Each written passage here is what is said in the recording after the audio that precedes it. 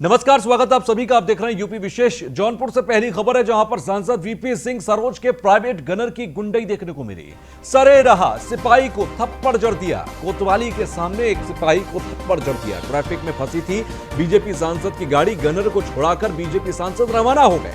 कोतवाली के सामने घंटों हंगामा होता रहा। मडियाहू कोतवाली के सामने की यह घटना, जहां पर प्राइवेट गनर ने बीजेपी सांसद जौनपुर से वीपी सिंह सरोज के प्राइवेट गनर ने सिपाही को थप्पड़ जड़ा। इस तस्वीर में आप देखिए, लाल घेरे के अंदर अभी आपको नजर, ये देखिए, ये पहला थप्पड़ जड़ा और फिर एक और थप्पड़ सिपाही को जड़ा गया।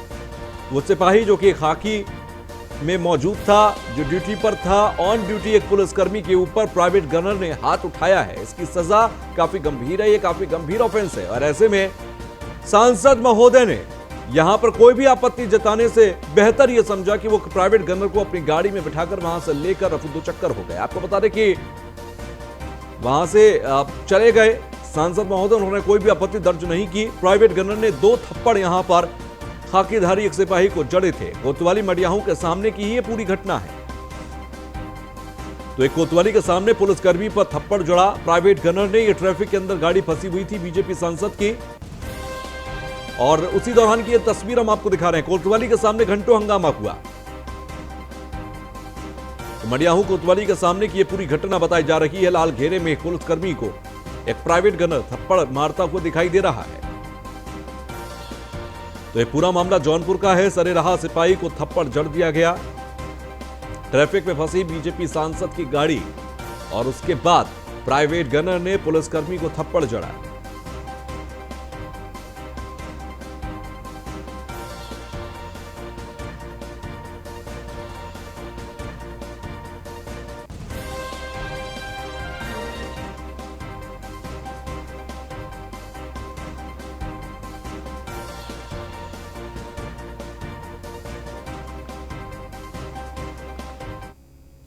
अब खबर गाजियाबाद से, जहां पर एमएलए नंदकिशोर गुर्जर के आरोपों पर आम आदमी पार्टी का पलटवार। आम आदमी पार्टी के प्रदेश उपाध्यक्ष डॉक्टर छवि यादव ने बयान दिया। मुख्य मुद्दों से मामला भटकाने के लिए ऐसा किया जा रहा है। बीजेपी पहले तय कर ले कि आरोप किस पर लगाना है।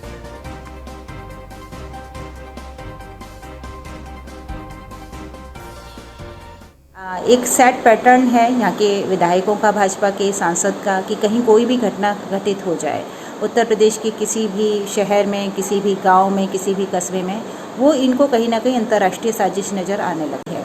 जबकि सच्चाई ये है कि जिस तरह की घटना हाथरस में हुई है, जिसका ये जिक्र कर रहे हैं, जिसको नंदकिशोर जी अंतर्राष्ट्रीय साजिश का नाम दे रहे हैं, उस पर जो गृह मंत्री जी अमित शाह जी का बयान आया है, उनका ये कहना है कि वहाँ पे जो भी कुछ लापरवाही हुई, वहाँ पे जो भी कुछ गलत हुआ, उसके लिए वहाँ के थानेदार जिम्मेदार हैं। यानी गृह मंत्री का ये कहना है कि हाथरस में जो भी कुछ हो रहा है उसके लिए थानेदार जिम्मेदार हैं, और नंदकिशोर जी को उसके अंदर अंतर्राष्ट्रीय साजिश नज़र आ रही है। तो पहले ये बैठ के आपस में डिसाइड कर लें भाजपा वाले कि भाई इनको कहना क्या है। ये अंतर्राष्ट्रीय साजिश है कि एक थानेदार की लापरवाही से हुई एक दुर्घटना है। दूसरी चीज़ ये है कि जैसा मैंने कहा कि कोई भी मुद्दा आता है उत्तर प्रदेश के अंदर, उसको ये बाहर की साजिश बताना, कभी पाकिस्तान को बीच में लाना, कभी आईएसआई का नाम लेना, ये इनके पीछे छुपने की इनकी प्रवृत्ति रही है। बड़ी बड़ी बातें इस तरह की करना, जबकि असली बात ये है कि उत्तर प्रदेश के अंदर महिलाओं के प्रति और दलित समाज के प्रति अपराधों में इतनी वृद्धि हुई है, इतनी बढ़ोतरी हुई है कि आज एक पहले नंबर पर उत्तर प्रदेश अपराधों में चल रहा है। और ये मैं नहीं कह रही हूँ, ये नेशनल क्राइम ब्यूरो की रिपोर्ट कह रही है। तो नंदकिशोर जी को या तो जानकारी नहीं है अभी, वो अपनी विधानसभा देख लें, वही बड़ी बात है, क्योंकि वहाँ लोग काफ़ी परेशान हैं। वो अभी तो बिजली पानी जैसे, सड़क जैसे ही मुद्दों पर लोगों को नहीं उनकी समस्याओं को सुन पा रहे हैं। तो दूसरी विधानसभा में शायद उनको उतनी जानकारी अभी साहिबाबाद विधानसभा में क्या हो रहा है नहीं है। और रही बात अरविंद केजरीवाल जी से मिलने की, जहाँ तक बात इन्होंने उठाई है, देखिए, कोई भी नेता है, कोई भी जनप्रतिनिधि है, ये डेमोक्रेटिक राइट होता है जनता का कि वो किसी से भी जाकर मिल सकती है, कहीं भी अपनी बात को रख सकती है, मानवता के आधार। तो आपको बता दें कि बीजेपी विधायक नंदकिशोर गुर्जर ने गृह मंत्री अमित शाह को एक पत्र लिखकर कहा कि दाऊद इब्राहिम, आईएसआई और दिल्ली के मुख्यमंत्री अरविंद केजरीवाल, सांसद संजय सिंह और विधायक अमानतुल्लाह खां का आपस में गठजोड़ है। और ये जो पत्र हम आपको दिखा रहे हैं, ये वही पत्र है जो कि नंदकिशोर गुर्जर की तरफ से लिखा गया अमित शाह को। बात थाना क्षेत्र लगता है जो वाल्मीकि समाज के लोगों के बारे में जो एक अफवाह फैलाई गई, इसके पीछे अरविंद केजरीवाल, आम आदमी पार्टी के लोग, आईएसआई और दाऊद इब्राहिम जो माफिया डॉन है, उसके इशारे पे ये सारा खेल हुआ है। मैंने गृह मंत्री जी को पत्र लिखा है कि इसकी जांच कर ली जाए।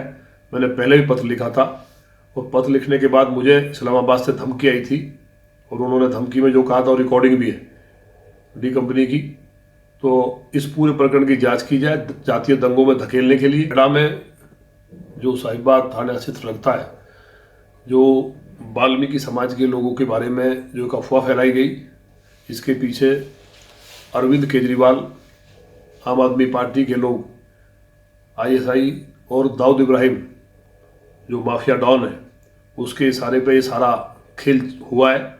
मैंने गृह मंत्री जी को पत्र लिखा है कि इसकी जांच कर ली जाए। मैंने पहले भी पत्र लिखा था और पत्र लिखने के बाद मुझे इस्लामाबाद से धमकी आई थी और उन्होंने धमकी में जो कहा था और रिकॉर्डिंग भी है डी कंपनी की।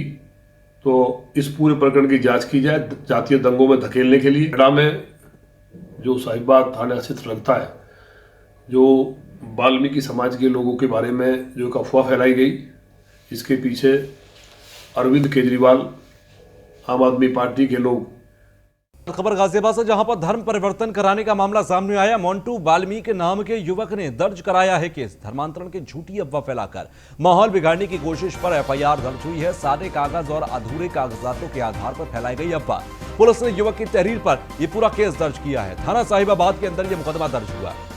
तो सादे कागज और अधूरे कागजातों के आधार पर यह अफवाह फैलाने की कोशिश की गई है। पुलिस ने फिलहाल युवक की तहरीर पर एफआईआर दर्ज कर ली है।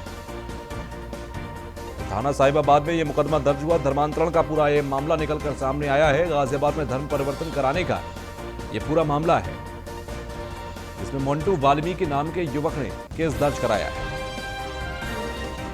धर्मांतरण की झूठी अफवाह फैलाकर माहौल बिगाड़ने की कोशिश पर एफआईआर की गई है।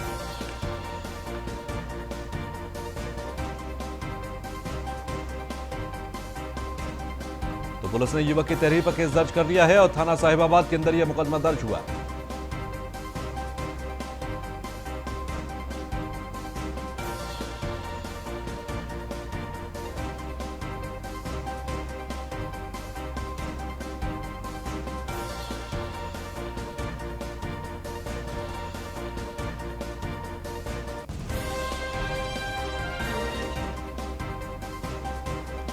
संवाददाता शिवम गौतम हमारे साथ गाजियाबाद से जुड़ गए हैं। शिवम, जरा पहले ये मामला समझाएं। मोंटू वाल्मीकि नाम के युवक ने केस दर्ज कराया जबरन धर्म बदलवाने का, और ये अफवाह फैलाई गई थी।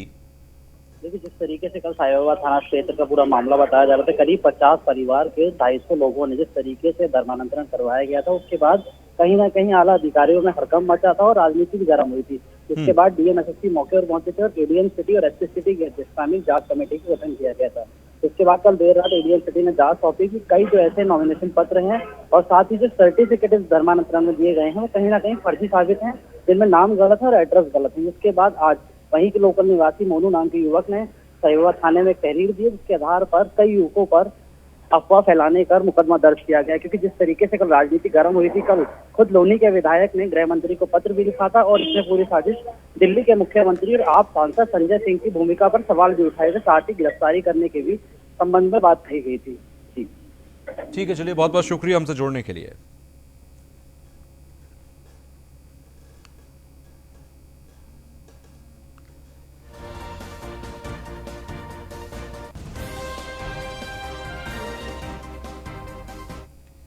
खबर अब लखनऊ से, जहां पर मस्कट के लिए उड़ान सेवा होगी शुरू। एयर इंडिया 24 अक्टूबर से शुरू करेगी सेवा और मस्कट के लिए लखनऊ से सीधी फ्लाइट होगी शुरू। कोरोना के चलते मार्च से लगी थी उड़ानों पर रोक। मस्कट जाने वाले यात्री ऑनलाइन टिकट कर सकते हैं बुक। तो एयर इंडिया 24 अक्टूबर से शुरू करेगी ये सेवा और मस्कट के लिए लखनऊ से सीधी फ्लाइट शुरू होगी। कोरोना के चलते मार्च से लगी थी उड़ानों पर रोक। मस्कट जाने वाले यात्री ऑनलाइन टिकट बुक कर सकते हैं और ये मस्कट के लिए उड़ान सेवा शुरू हो जाएगी।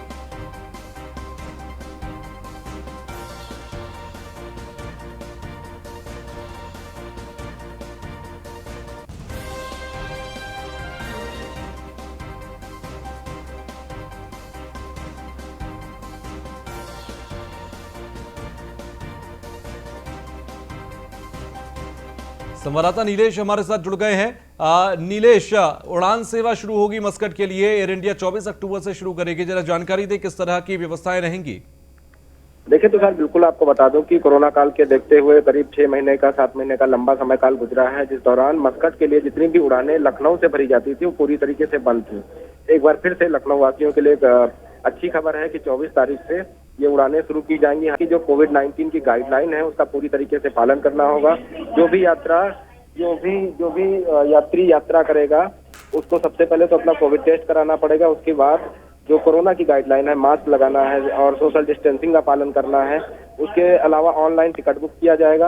ये तमाम तरीके के निर्देश जारी किए गए हैं। 24 तारीख से जब ये लखनऊ से मस्कट के लिए उड़ान भरी जाएगी तो लखनऊ समेत आसपास के जितने जनपद हैं, खासतौर पर सीतापुर की बात करें, बाराबंकी की बात करें, पूर्वांचल के अधिकांश जिले जहां से भारी संख्या में लोग मस्कट जाते हैं, उनके लिए खुशखबरी है। ठीक है, चलिए, बहुत बहुत शुक्रिया हमसे जुड़ने के लिए।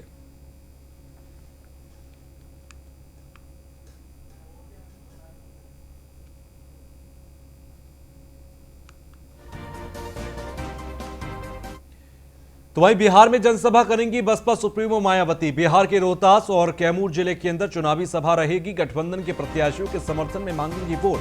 कोरोना काल में पहली बार निकलेंगी मायावती, यानी कि मायावती की ये रैली बहुत दिनों बाद देखने को मिलेगी। बिहार के रोहतास जिले में, कैमूर जिले के अंदर चुनावी सभा जो कि गठबंधन के प्रत्याशियों के समर्थन में होगी।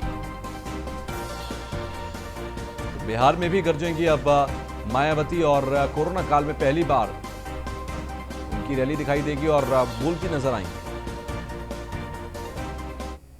तो यूपी विशेष में बस इतना ही। आगे भी खबरों का सिलसिला जारी है, देखते रहिए न्यूज़ 1 इंडिया।